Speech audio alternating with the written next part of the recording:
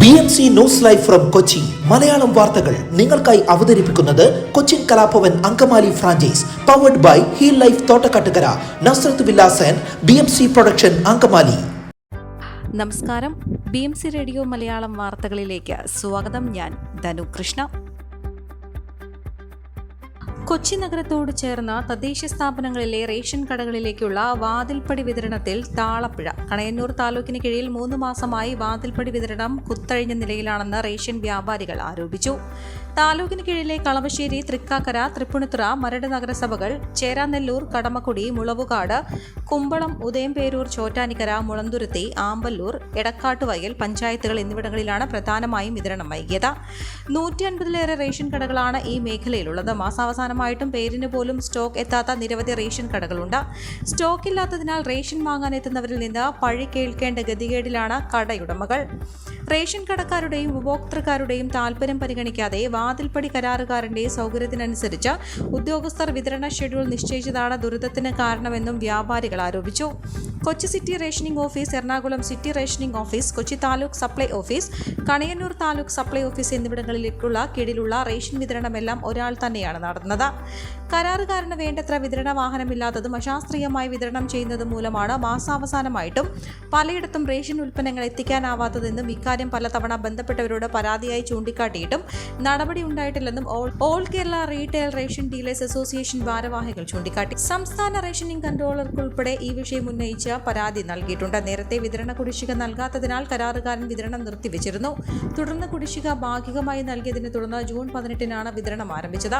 എന്നാൽ ഓരോ തദ്ദേശ സ്ഥാപനത്തിലും പൂർത്തീകരിച്ച് അടുത്ത പഞ്ചായത്തിൽ വിതരണം തുടങ്ങാവൂ എന്നാണ് ചട്ടം. ഇതൊന്നും പാലിക്കാതെ തോന്നിയ പോലെ ഭാഗികമായും തൂക്കിക്കൊടുക്കാതെയും എല്ലാം വിതരണം ചെയ്യുന്നുവെന്നാണ് ആക്ഷേപം. എന്നാൽ കരാറുകാരുടെ സമരം മൂലമാണ് ഈ മാസം വിതരണം വൈകിയതെന്ന് കണയന്നൂർ താലൂക്ക് സപ്ലൈ ഓഫീസർ വ്യക്തമാക്കി. കൂടാതെ കനത്ത മഴയും പ്രതികൂല കാലാവസ്ഥയും ലോഡ് സമയബന്ധിതമായി എത്തിക്കുന്നതിലും കയറ്റിയിറക്കുന്നതിലും കാലതാമസമുണ്ടാക്കിയതായും അവർ കൂട്ടിച്ചേർത്തു.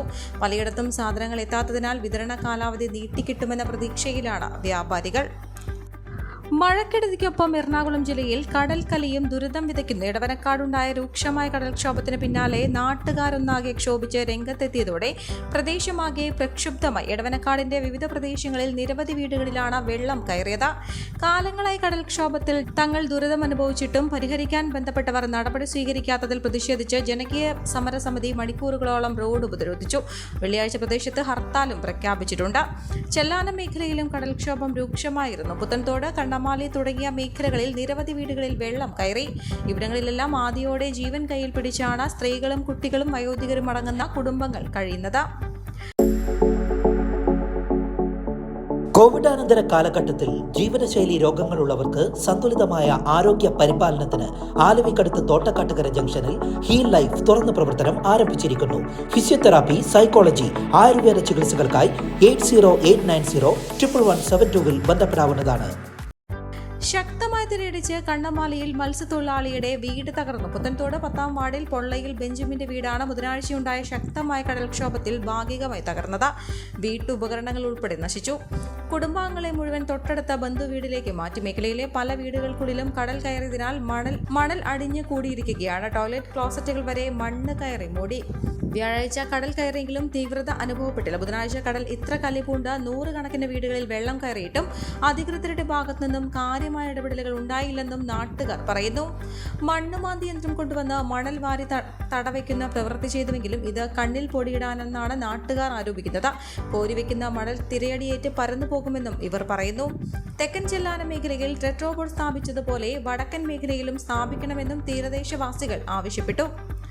5 ദിവസമായി തുടർന്ന ശക്തമായ കടൽക്ഷോഭത്തിൽ വീട് വിട്ടിറങ്ങേണ്ടി വന്നിട്ടും ഉത്തരവാദിത്തപ്പെട്ടവരുടെ നിസ്സംഗതയിൽ പ്രതിഷേധിച്ച് എടവനക്കാട് പഞ്ചായത്തിലെ വിവിധ ഭാഗങ്ങളിലുള്ള ജനങ്ങൾ വൈപ്പിൻ മുനമ്പം സംസ്ഥാന പാത ഉപരോധിച്ചു. സമരസമിതിയുടെ നേതൃത്വത്തിൽ എടവനക്കാട് വില്ലേജ് ഓഫീസിന് മുന്നിലാണ് സംസ്ഥാന പാത ഉപരോധിച്ചത്. രാവിലെ 8 ആരംഭിച്ച സമരം വൈകിട്ട് 6 വരെ നീണ്ടു. സമരക്കാർ പഴങ്ങാട് വില്ലേജ് ഓഫീസിന് മുന്നിൽ പന്തൽ കെട്ടി സമരം ആരംഭിക്കുകയായിരുന്നു.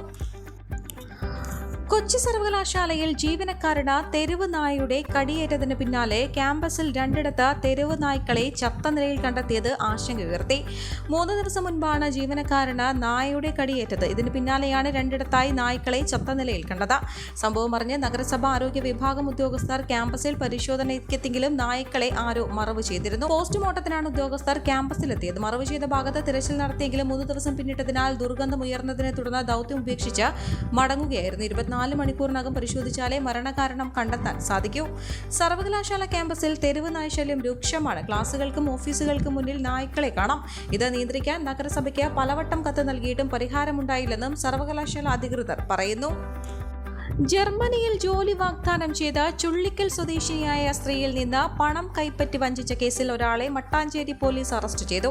വഞ്ചന കേസിൽ പൂജപ്പുര പോലീസ് അറസ്റ്റ് ചെയ്ത് റിമാൻഡ് ചെയ്ത വൈദികൻ കൂടിയായ ഇടുക്കി ഉടുമ്പൻചോല മാവറ സ്വദേശി AG ജോസഫിനെയാണ് മട്ടാഞ്ചേരി പോലീസ് അറസ്റ്റ് ചെയ്തത്. കേസിലെ 2ാം പ്രതിയാണ് ജോസഫ്. ജർമ്മനിയിൽ ബുക്ക് ബൈൻഡിംഗ് പ്രസിൽ ജോലി വാഗ്ദാനം ചെയ്ത് പ്രതികൾ സ്ത്രീകളുടെ പക്കൽ നിന്ന് പണം തട്ടിയെടുക്കുകയായിരുന്നുവെന്നാണ് കേസ്. തുടർന്ന് സ്ത്രീയുടെ പരാതി പ്രകാരം മട്ടാഞ്ചേരി സ്റ്റേഷനിൽ കേസ് രജിസ്റ്റർ ചെയ്ത് അന്വേഷണം നടത്തി വരികയായിരുന്നു. എറണാകുളം അമ്പലമുകൾ BPCL പ്ലാന്റിന് സമീപത്തുള്ളവർക്ക് ശാരീരിക അസ്വസ്ഥത. ഇതിന് പിന്നാലെ പ്രതിഷേധവുമായി നാട്ടുകാർ രംഗത്തെത്തി. സമീപവാസികൾക്ക് തലകറക്കവും ശ്വാസതടസ്സവും അനുഭവപ്പെടുകയായിരുന്നു. പ്ലാന്റിൽ നിന്ന് പുക ഉയർന്നതിന് ശേഷമാണ് പരിസരവാസികൾക്ക് ശാരീരിക അസ്വസ്ഥതകൾ നേരിട്ടതെന്നും ആരോപിച്ചായിരുന്നു പ്രതിഷേധം. BPCL പ്ലാന്റിന് മുന്നിലാണ് നാട്ടുകാരുടെ പ്രതിഷേധം. കൊച്ചി കസ്റ്റംസ് ഹൌസിന്റെയും കസ്റ്റംസ് പ്രിവന്റീവ് കമ്മീഷണറിന്റെയും സംയുക്താഭിമുഖ്യത്തിൽ ലഹരി വിരുദ്ധ ദിനം ആചരിച്ചു. മയക്കുമരുന്ന് രഹിത സമൂഹത്തെ പ്രോത്സാഹിപ്പിക്കുക എന്ന ലക്ഷ്യത്തോടെ 12 മുതൽ 26 വരെ സംഘടിപ്പിച്ചിട്ടുള്ള മയക്കുമരുന്ന് രഹിത ഇന്ത്യ എന്ന പ്രചരണത്തിന്റെ ഭാഗമായിട്ടാണ് പരിപാടി സംഘടിപ്പിച്ചത്. കൊച്ചി ലിസി ഹോസ്പിറ്റലിലെ ശിശുരോഗ വിദഗ്ധൻ വിവിൻ ഇബ്രഹാം, സ്റ്റുഡന്റ് കൌൺസിലർ ഫാബിദ സുലൈമാൻ എന്നിവർ മയക്കുമരുന്ന് ദുരുപയോഗം, അനധികൃത കടത്ത് എന്നിവയുടെ അപകടങ്ങളെയും പ്രത്യാഘാതങ്ങളെയും കുറിച്ച് വിദ്യാർത്ഥികൾക്ക് ബോധവൽക്കരണ ക്ലാസ് എടുത്തു. മയക്കുമരുന്നിനെതിരെ നടപടിയെടുക്കാൻ ആഹ്വാനം ചെയ്യുന്ന മലയാള സിനിമയിലെ പ്രമുഖ താരങ്ങളുടെ വീഡിയോ കൊളാഷും ചടങ്ങിൽ അനാച്ഛാദനം ചെയ്തു. Chief commissioner Manoj K Arora, Ernakulam Saint Teresa's convent girls higher secondary school principal Sheena Sparshitha എന്നിവർ പ്രസംഗിച്ചു. കാലടി ചെങ്ങൽ സെന്റ് ജോസഫ് ഹൈസ്കൂളിൽ കാഞ്ഞൂർ പ്രാഥമികാരോഗ്യ കേന്ദ്രത്തിന്റെയും വിമല ആശുപത്രിയുടെയും നേതൃത്വത്തിൽ ലഹരി വിരുദ്ധ ദിനം ആചരിച്ചു. കാഞ്ഞൂർ പ്രാഥമികാരോഗ്യ കേന്ദ്ര മെഡിക്കൽ ഓഫീസർ സഞ്ജു പോൾ ബോധവൽക്കരണ ക്ലാസ് നയിച്ചു. പ്രധാനാധ്യാപിക സിസ്റ്റർ ജെയ് തെരേസ് ലഹരി വിരുദ്ധ പ്രതിജ്ഞ ചൊല്ലിക്കൊടുത്തു. കുട്ടികളുടെ നേതൃത്വത്തിൽ ലഹരി വിരുദ്ധ പാർലമെന്റ് സംഘടിപ്പിച്ചു.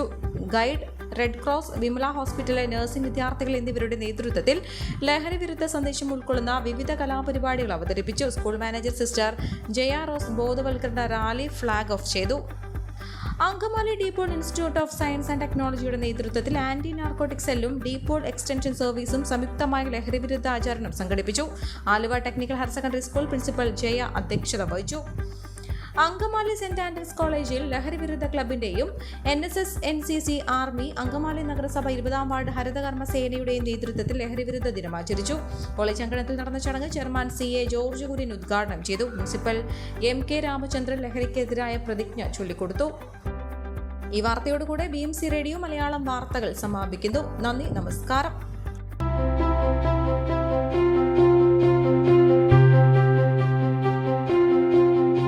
അങ്കമാലി പ്രദേശത്തെ കലാവിദ്യാർത്ഥികൾക്ക് സുവർണ അവസരം. ലോക പ്രശസ്ത കലാവിദ്യാലയമായ കൊച്ചിൻ കലാഭവന്റെ അങ്കമാലി ഫ്രാഞ്ചൈസി കരയാമ്പറമ്പിനടുത്ത് എളവൂർ കവലയിലുള്ള സ്പ്രിംഗ്ഫീൽഡ് കെട്ടിടത്തിൽ പ്രവർത്തനം ആരംഭിച്ചിരിക്കുന്നു.